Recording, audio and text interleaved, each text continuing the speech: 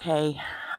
It was hard weekend for me because we laid my dear friend Dave Clinton to rest, and he had passed away a while back, but this was the first chance that we had with his sister and his friends to lay him to rest next to his father in a little East Texas town. But Dave, being the reason that I started this channel, um, we did not see eye to eye about our dear leader um, at all. And I always had a hard time talking to him about that. It We could discuss it, but then it would end up in an argument, and that's no fun for anybody. So um, I think that it's important to not abandon people that you know because they have differing viewpoints than you. But I think that it's important that you stay strong in your beliefs. And that's kind of where it gets frustrating. It's really hard to just say, okay, well, let's agree to disagree when there are people dying and suffering, which they think is funny. But I don't think Dave did. But I do see a lot of people on the right who seem to enjoy other people's suffering, as long as it's not somebody they know.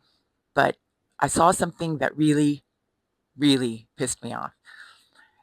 Apparently, our dear leader is deciding that he's just going to take away people's citizenships because he doesn't like what they're saying about him, which could have sworn this party was all about free speech, right? Like, aren't we in this America?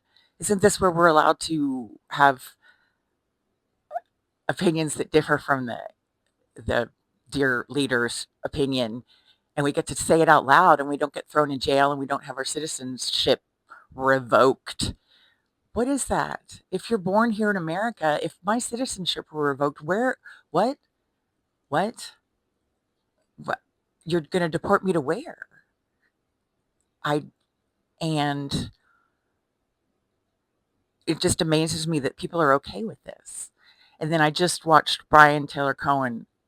He did a live stream from watching the House vote on whether or not to look into those Epstein files. And guess what? Not a single Republican voted to look into the Epstein files. So they've all been kind of crying about, oh, I can't believe that this is not, this is so important to us. But it's really not. It's not. And it's just going to fade away.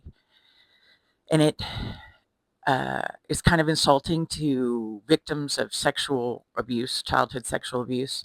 Um, it's that they're, don't bitch about it because, it just is what it is.